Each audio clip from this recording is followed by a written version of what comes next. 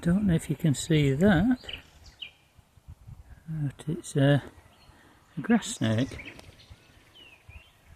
I haven't seen one up here for a long while. Over at Dave's place it's probably a metre long. Its head's there. Its tail goes back into the tree somewhere.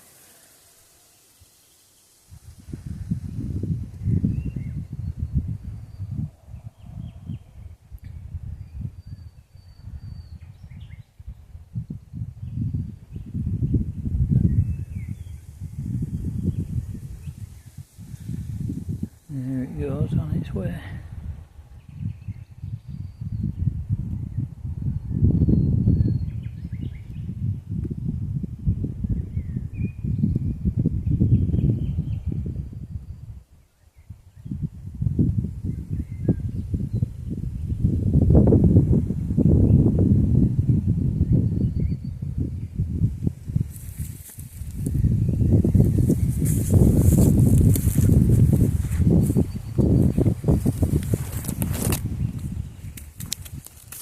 Gone off into the grass up the other side of the fence now.